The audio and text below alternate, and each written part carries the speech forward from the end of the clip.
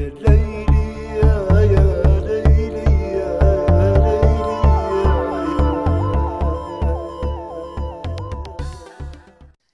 Buhlman, I am so happy that you have decided to join me for my first Conscious Musings with Alexis and Friends. Thank you so much for being here. And I have to tell you, this is going to be a little different because I'm used to being the interviewer. We were just saying offline, and you being the guest. But today we're just chit-chatting, and we get to bounce some ideas off of each other, and other people get to peek in on what's happening. So welcome to my home.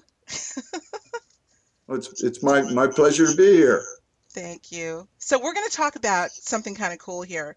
Something I think you know a little bit about, out-of-body experiences. After all, you're world renowned, right? I mean, you just continue to go, Bill, and I applaud you. Let me just say up front for everything that you have done to bring the importance of out-of-body experiences to the masses. This isn't just a casual thing, fun thing to talk about. This is maybe a critical step in our evolutionary process, right? Self-initiated OBEs. I think it is our evolutionary cycle and direction, because people forget that everyone, without there's no exception. We're all moving beyond the body. That's right. So why not know about the subject matter and about this important direction that we're all headed on? That's right. I agree with you. And that is really sort of the theme that I bring about in my book, Conscious Musings, which this little chat is based on. So we're going to be talking about a particular chapter of which you are prominently featured. But I thought it would be very helpful to let the audience peek in on this discussion, kind of an elaboration on what I was trying to convey in the book. This, of course, is a three-part book, but you're a part of the metaphysics of potentiality, the magic mystery and metaphysics of potentiality, and out-of-body experiences to me are right up there. So I don't know. I thought I'd start with a little story that I know you're familiar with because you read the book. Um, and it's called, well, of course, the chapter is called Exploring Non-Physical Realms in the Out-of-Body State. So I figured what I'd do is read this little story. This is a true story of a good friend of mine who experienced an OBE spontaneously, and then I'd like to have you elaborate on it. We can kind of chat about that.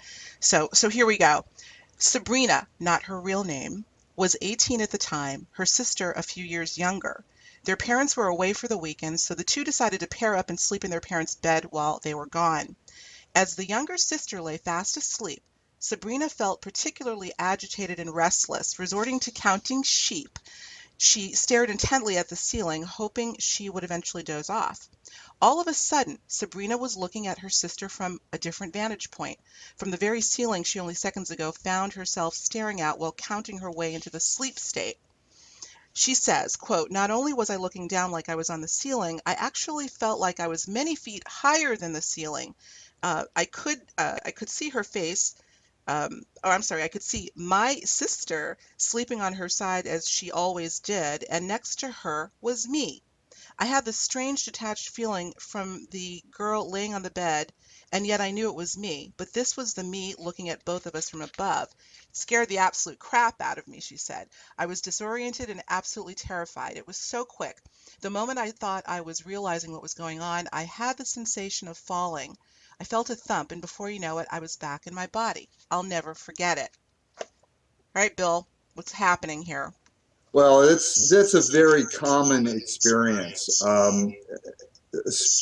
Most OBEs, out of body experiences, are spontaneous to Mm-hmm. begin with. And just so that viewers know, it's not about trauma. Most of these experiences have nothing to do with physical trauma. They are just spontaneous, where someone will suddenly find themselves floating, lifting, falling, whatever, however they perceive it, moving away from their body. And sometimes they observe, like Sabrina did in your story, which, by the way, is a great depiction of what is so commonly experienced worldwide. Mm-hmm. They're brief experiences, and people suddenly find themselves observing their reality from a whole different perspective.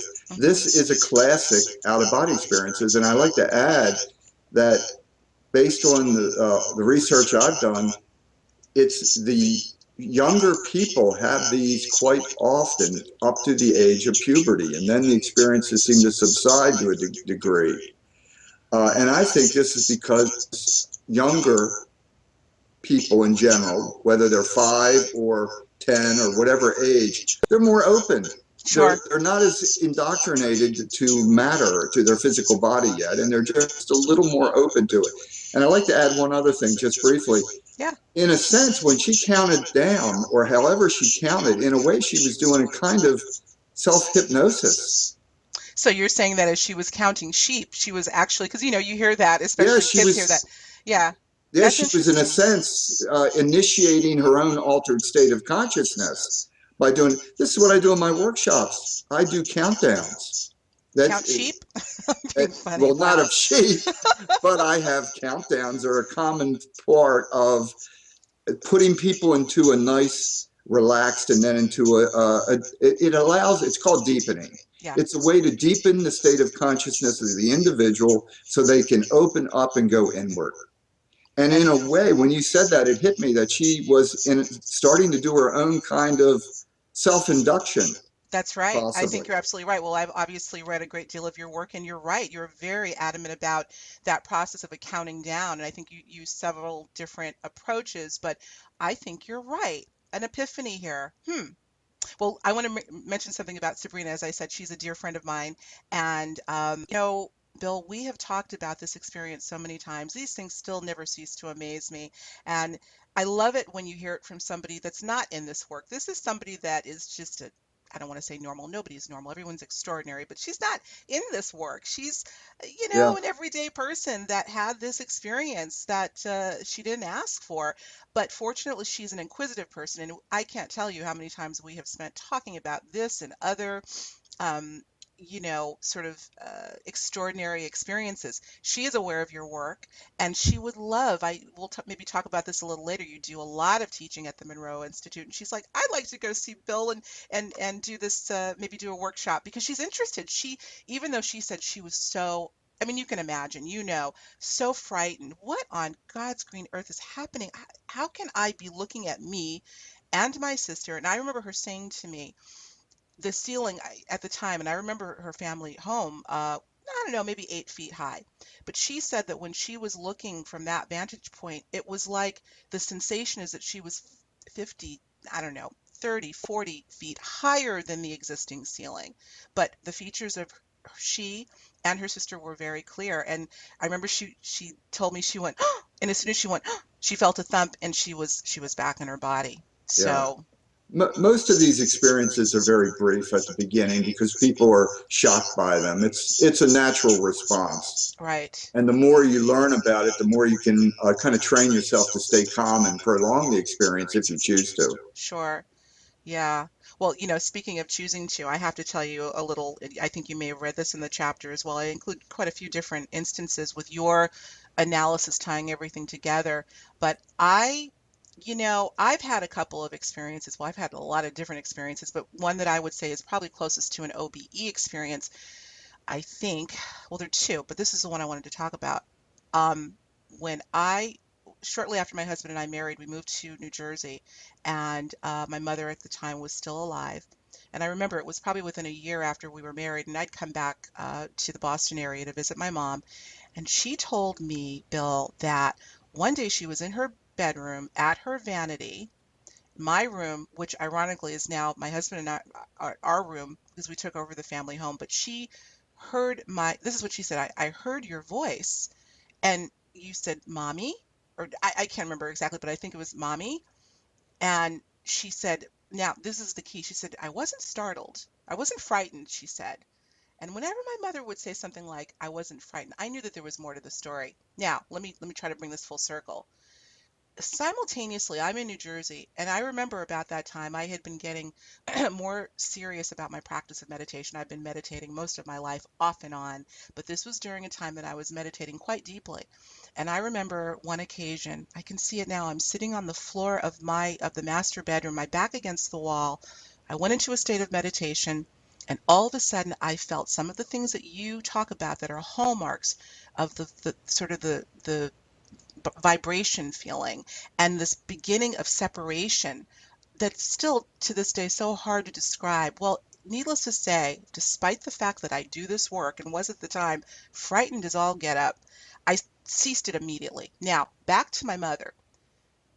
She's saying to me, I wasn't frightened. I said, something else is going on here. To this day, and even when she told me, I believe she saw me. I have, and there's probably more to the conversation I can't recall. We're going back close to 20 years.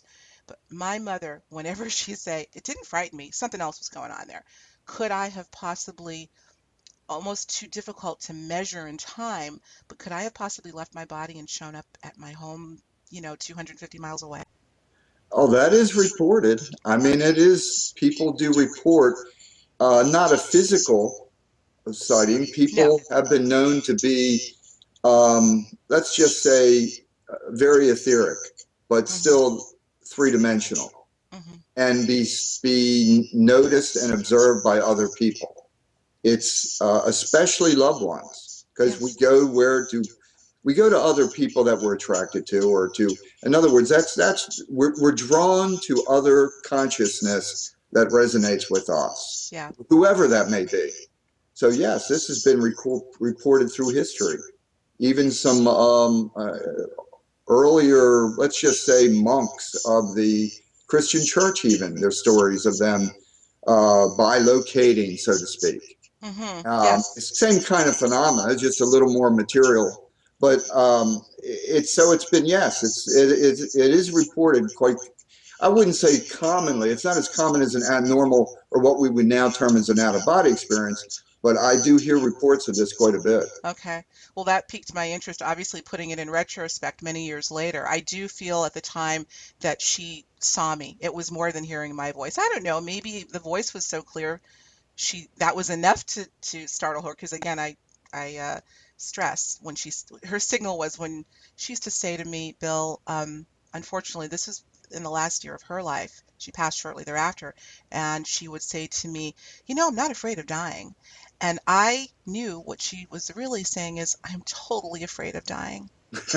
No, really. I mean, that was almost like her trying to convince herself. So that was kind of a cue to me whenever she say that.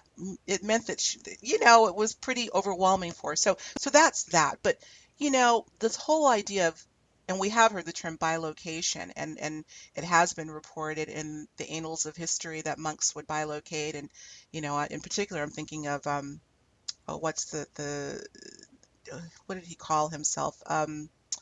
Oh, I can see his face and can't call his name right now. Anyway, it'll come right back to me. Um, would that really though be the same thing as an out-of-body experience, or similar features? Let's talk Oh, about Robert Monroe for a few minutes and how he was able to travel great distances and see activity going on with people he knew. yes, Could they see and him though? generally not. Generally not. It depends on the individual and how psychic they are, really, and sometimes, because remember, there often you'll be, or the individual that's out of body is going to be, what, for lack of a better word, would be out of phase to the physical world. So they may be able to observe you, but you're not necessarily going to see them. And if they do, it may be an outline. It may be just a shadow, Right, or right. it could be just a voice. But the point is that it's generally not a three-dimensional solid image that would be seen. That's not often reported, Mm-hmm. Hmm. but it does happen. Yeah. We have to keep in mind that this is a normal. We're not physical beings. We're temporarily inhabiting a body. So our true self is not physical, and that's what people sometimes forget. So it's only natural. These experiences, everything you just talked about, it's all natural experiences. I It's one of the agree. things I liked about your book. You do a nice overview of a lot of different experiences that people have, so that it gives people, I think it makes people more open when they understand that these are happening all the time All the around. time. All kinds of paranormal experiences are happening, psychic experience, premonitions, and everything you have in your book is things that's occurring on a regular basis. Yeah, you're And absolutely it's right. it's just up to, well, recently, let's face it, 50, 60 years ago, people didn't even talk about this stuff. They didn't. No, They really barely. didn't. They were afraid to discuss it because everybody's afraid, oh, I'm going to look weird to my friends. But now people are coming forward and sharing their stories. Yeah, And these yeah. stories go back to biblical days. It's the same kind of thing. People were non physical beings, and we will express ourselves in non physical ways with non physical abilities. Mhm, And mhm. it's a natural. That's what I think is important. And I think you bring that forward in your book quite well, that this is all natural and normal. Let's just become more knowledgeable about it and begin to become open to these experiences because all of us are psychic. There's, Everyone is psychic. yep, there's no, It's not yeah. some special. Everybody talks about, oh, I have a special gift. You, people that so-called have a special gift are because they've worked on it and developed the gift often. Yeah. But everybody, since we're non-physical beings, we all have non-physical abilities. Well, I just did an interview recently where one of the questions that was asked to me is, are we or can we all become psychic? And I agree with you. I said, all of us, what I say is, not all of us are going to be psychic superstars. We don't know where that proclivity originally comes from. I mean, you look at somebody like, I'm dating myself, but Michael Jordan, superstar, Tiger Woods, Yes. we may be able to throw a basketball, but that doesn't mean we're going to become a superstar at it. So I like to say, and we don't know why. Why do some people have more of a predisposition to these things than others? But I absolutely agree with you. And the word psychic can be a little scary, unfortunately, because it's been so commercialized. But for the sake of argument, we'll use that term here. We are innately psychic. We are Yeah. innately intuitive. And thank you for bringing up how I try to tie everything together in the book. But here's my real point, Bill, probably the most prominent throughout the book. Whatever is going on right now, we call it a shift. We call it we're on the precipice of an increasing energetic frequency. Something's going on, and I have a feeling that there are a lot of people, whether they talk about it or not, feel it. Something is telling me that if we don't start paying attention to these things, we may not be able to go with this shift. Now, what that means, I really don't know, but I just have an inner sense that the universe, call it God, call it whatever you want, is trying to nudge us to say, I don't know if we can afford to shrug this stuff off anymore. I think it's time to pay attention. Now, that's not to say go, dive in, head first with books and workshops and, 10 hours of meditation. No, as a matter of fact, I'm an advocate of shutting the book down and just getting quiet and contemplating. But I think we're so over, uh, I'm so over, let's just say, I'm afraid what someone's going to think, because I'm sure you have people that come up to you all the time and say, oh, I had this experience, but I've never told anyone before. And I'm laughing going, Yeah. everybody says the same thing. And I'm like, if you could perhaps one day tell somebody, what's going to happen? That happened to me too. And someone else, me too. Me too. We have to stop keeping this in the closet. Our survival may depend on it. That's kind of how I Yeah. feel. Well, it's important to it because it is, I think it's our evolutionary cycle Yep. and our entire future. And that's what people often forget. I mean, where are we headed to? We're headed to a non-physical reality. Yeah. And that is, and we have to start to open up and learn about this process because it is our true evolution. Everybody's focused on the physical, and the physical, the evolution, like the book Evolution of Species and all this, which is fine, but the true evolution is an evolution of consciousness. Yeah. And that's what we have to really begin to explore. What are we? Where are we going? Mm-hmm. And those are the big questions. Why am I here? What's my purpose? And these are the questions we really have to begin to dig deep for Yeah. and And as explore through personal experience, not just through books. That's right. Well, perfect segue, because I was going to ask you if you, Bill, because what we're trying to do, what we're trying to accomplish in this book is not just say pay attention, but we have the tools, including self-initiated OBEs, to do many things. And I would love for you to talk about that. Would you be willing to share a recent experience that you went through, which you start off your latest book, Adventures in the Afterlife, with, and how, I don't know whether you did this intentionally or you just happened upon it during out-of-body experiences, felt it did what? Healed you. Well, In 2011, I was diagnosed with stage 4 cancer. And while I was bedridden, essentially, and this happened very quickly, it come on very, at least it just instantly, it seemed like to me, but it took, the bottom line is, I began to have, after I went through a certain amount of, let's just say, contemplation about it, I had spontaneous out of body experiences. And I had experiences, which I share in my latest book, about being in a healing space, which I didn't self initiate, I didn't create it. I just spontaneously found myself in a white cube or big cubicle type room, about 12 by 12, and I was just floating there and receiving healing energy, and it assisted me.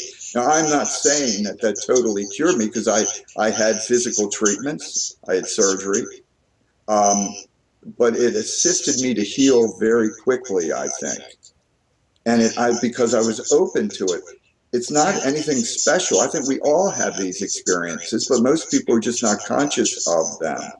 In other words, I was open to being conscious of this healing process that was occurring.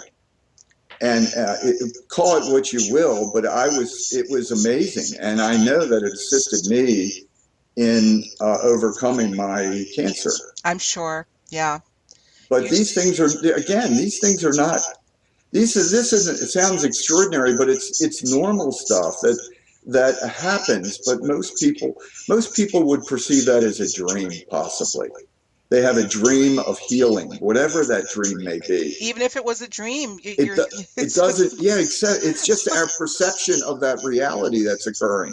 It right. doesn't negate the importance of it. It just means it's a different perception.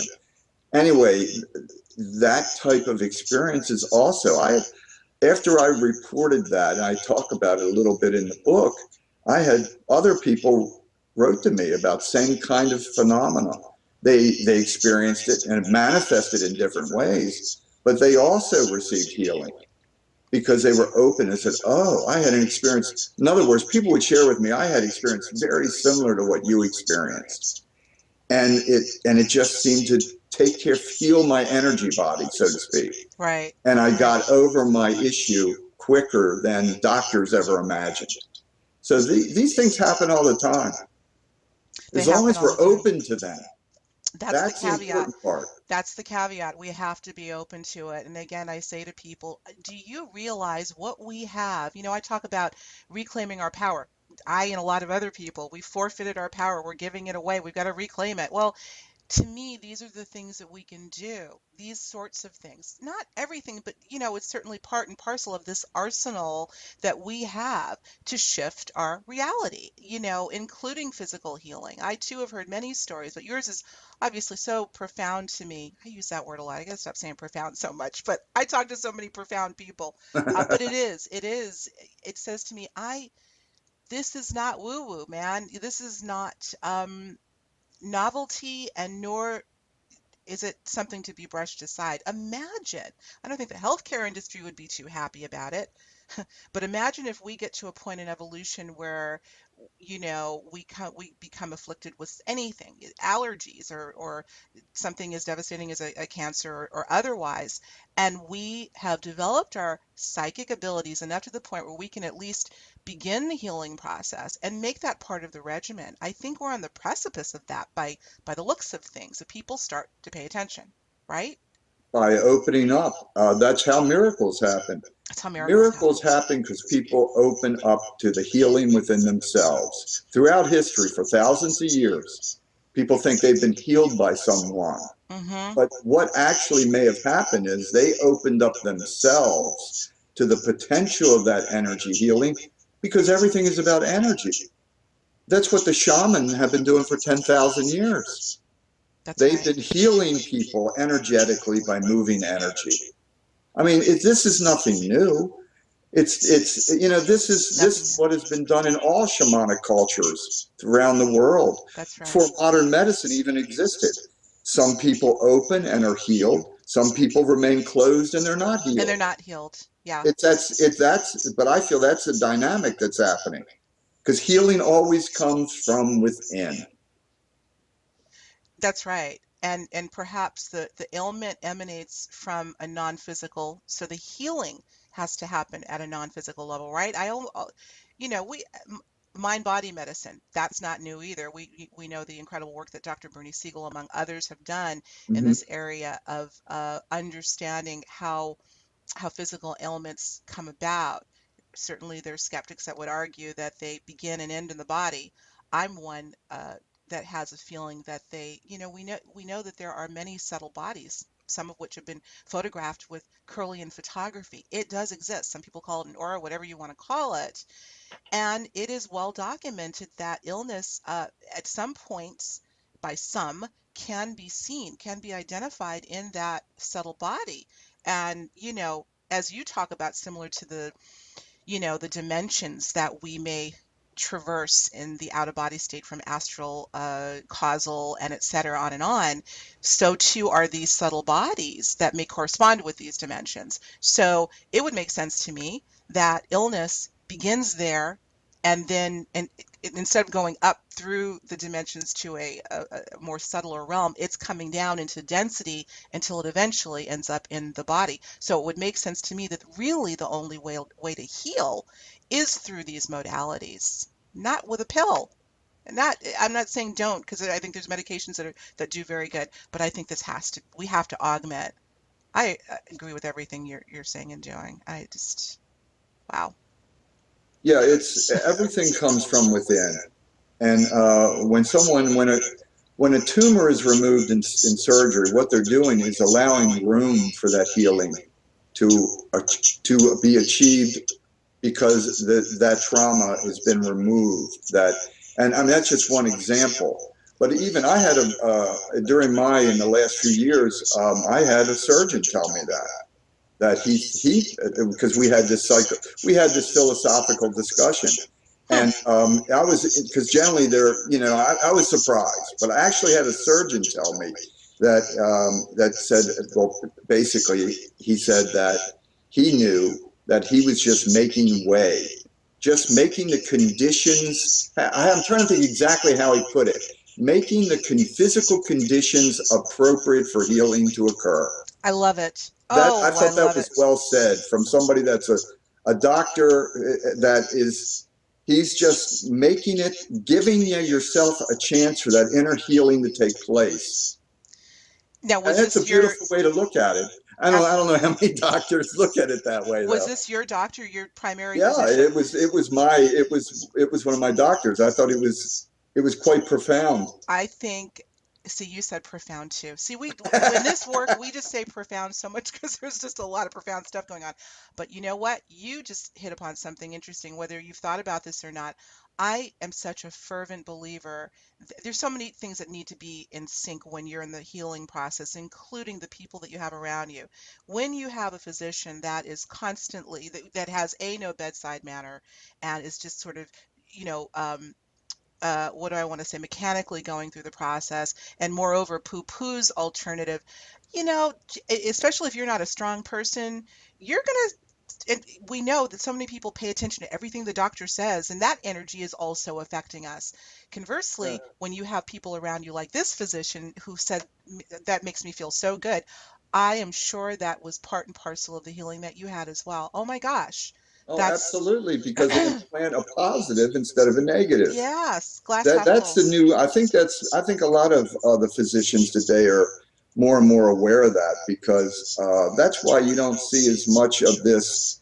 Um, because my wife works in hospice, Yeah, you were saying and that. I get Yeah. a lot of feedback from, let's just say, end of life situations, because I wrote a book about it. And what I find is that there has been a slow transition, even in the medical community. You don't see as much of these firm statements that 20 years ago they would make these statements, oh, you only have 6 months to live.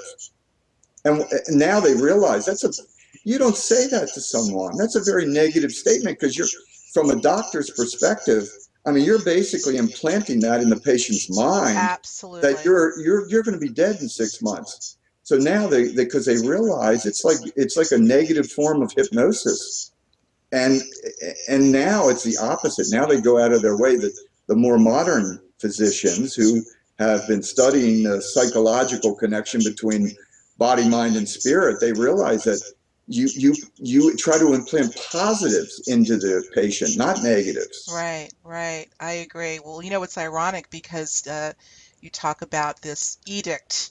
You have 6 months to live. Go take your last vacation, etc. And it's encouraging to hear that that paradigm is shifting in terms of the dialogue. But Sabrina, my friend who had the spontaneous out of body experience, excuse me, her father was an oncologist, a cancer surgeon, and he would say, and who was like a father to me, he would say constantly, he was ahead of his time, he's now gone. I will never tell a patient that they, even if the math looks to be, I will never tell them that they have X amount of time to live. It's just not a part of my philosophy. And needless to say, he was brilliant, well respected all over the world. And part of the reason why, aside from just being a brilliant surgeon, is because of that philosophy. He invariably quit the medical profession because he got so disgusted about this sort of, this arrogance, this attitude, this mechanistic model of you got to do it this way or else you'll be sued, all that. He said, I didn't go to medical school for that. So he eventually, got out of the field. This is this woman's, my friend's dad that had that attitude. That was 20, 30 years ago. Yeah. So, Well, it's good things are changing. It's just taken a while to get over the old ways of that total focus on just the physical. mm-hmm, mm-hmm. Those things are slowly changing, which Yeah, is all good. that's an excellent thing, and that's why I was moved to do this project, do this book, and do the work that I do with the radio show, etc. Because like I say all the time, it's a big tapestry, and if I can just be a little thread, us threads in the tapestry, we will create a cloth and to help nudge this paradigm shift. So anytime you hear maybe your work or our work is influencing that mindset, it's gratifying because we've got to just help each other. You know, we're going to wind down soon from our conscious musings, but this is something that I think folks are going to want to hear about a little bit in terms of why you think self-initiated OBEs are so important. And that is seeing loved ones that have passed over. First of all, you say something like in the book, I quote this, that you want proof for yourself or evidence that we don't die. We're just infinite. But moreover, that our loved ones don't either. It dawned on me this morning, we look at grief counseling groups and just in general, I'm thinking of the people, the Malaysian flight, right, that they have pronounced has gone down. I think there's still some question there, but let's assume the worst, I guess, until we know otherwise. You got a lot of families that are beyond themselves now with grief, regardless of what happened. Coming full circle again, imagine if we could use self-initiated OBEs to connect on some level with our lost loved ones. Would we not eradicate the grief so much quicker? And don't you think that's important for that to happen? Well, from a lot of different levels, I think most importantly, we're all on the same evolutionary path. And that evolutionary path is beyond our physical world and our physical body. So the more that we begin to get comfortable with it, the more that we can have what I call an enlightened transition, make this shift of consciousness that we call death in a much more enlightened manner instead of just being fearful. I mean, that's the big block I find. So many people, unfortunately, there's very little information that has been given. There's just hope, and people, there's prayers and hope, but no knowledge, no self knowledge. And through your own out of body explorations, people prove to themselves, for lack of a better word, and this is powerful there, because there's a big difference between just believing in something and experiencing it for yourself. Absolutely. That's why I was one of my most profound experiences was when I met my mother who was deceased. Yeah, I I've mean, heard that story. it opened up a whole new world. I mean, she was beautifully young when I saw her in the out of body state. even though when she died, she was 72. But when I saw her, she looked like she was 25 and radiantly young. My mother But was it was 72. Wow. beautiful, and it was moving because it verified the Yeah. reality of this to me, not just books and theory. It was hard evidence, and that's what's important, I think, for people to have nowadays. Yeah. You said she was 72 when she passed? Yes, So was my mother. 72. Wow. Not old, but that's a bit synchronistic. What was your mother's first name? Laura. Okay. Mine was Anne. Wow. I think that is pretty, if there's any reason to want to explore, I know it's a little scary for folks, maybe, the idea of maybe even preposterous to some to leave their body, but once one can become somewhat comfortable with the process, then there's so many applications. There are so many applications, and I think of people that never get over their grief, and especially, I don't know, maybe I was thinking, right after you lose someone, you're just so out of sorts anyway that it may not even be a good time to try something like that. But I think in time, as you calm down, and yet you still may have some trepidation over where are they, and I still ask, where's my mom? I dream of her all the time. But using these techniques, no guarantee certainly, but at least we get a little bit closer to understanding the true nature of reality and ourselves in the process. I just think it's something else. Any last comments in our as we wind down? And I'm looking for something I want to while you talk, I'm going to bend down real quick and grab something here. Any last thoughts? Well, I enjoyed your book. I thought it was a good overview of a lot of different subjects, and I thought you brought it together very well. Thank you. Thank you so much. Well, and thank you for being a contributor. You added to the tapestry to make my point. So I hope people will read it and the book isn't that long. As you know, it's about 192 pages, and I did it that way on purpose because, well, A, because our attention spans are so short these days, but B, most importantly, because I am a big advocate of closing the book after a while. And let's get to it. Let's get to these self-initiated OBEs and enjoying our life and realizing our potential. So thank you so much for everything. And we've talked quite a few times at this point. I'm thinking, wow, you're a friend. I appreciate you, and I appreciate your work. And by the way, let's see if I can get this in the shot here. For those that are listening, this is the first segment of Conscious Musings with Alexis and Friends. And as a thank you for tuning in, I hope I can get this in the shot here. We'll have another shot. We're going to be giving away a signed copy of Bill's latest book, Adventures in the Afterlife, along with a signed copy of my book, Conscious Musings. And official announcement will start as we do subsequent segments. I hope we can do more of this, but here's what you do, and I'll have this uh, typed out for you as well, and you can click on the link. But all you have to do is go to Conscious Musings at higherjourneys.com, put in the subject line Conscious Musings 1, one word, Conscious Musings 1. You don't have to put anything in the body of the email. I just need to, you know what, put your name, actually. We will not share your email with anyone, I promise you. And we will be drawing one winner to get both a copy of Bill's book signed and a copy of my book signed in April. And there will also be a link where you can look at the official rules if you need to get the fine print. So please do that. Thank you so much for giving us a copy of the book, and I can attest this book it's unlikely. When I opened this book, I didn't expect that this was going to be. I'm not going to talk about it. I'm going to let people see it. I didn't expect it to be what it was. Let's just say it's an unexpected surprise, everyone. It's great though. It's great. I think I actually read it twice. Did. I know I went through it once and I was like, wow, this is wild. And because we know each other, I said, I bet you I know where he's going to go next with this. Adventures in the Afterlife. It's awesome. So, Well, thank you. William Buhlman, thank you. It's been fun chatting with you. Yeah, it's been fun. Yeah. How's the weather down there in Cold, Maryland? cold in Maryland. It's cold here too. Really? Are we going to get past this? I think it's supposed to go up to maybe the 50s after we get a blizzard tomorrow or tonight. Yeah. So. Happy spring. Thanks so much. Hey, bye bye now. Bye.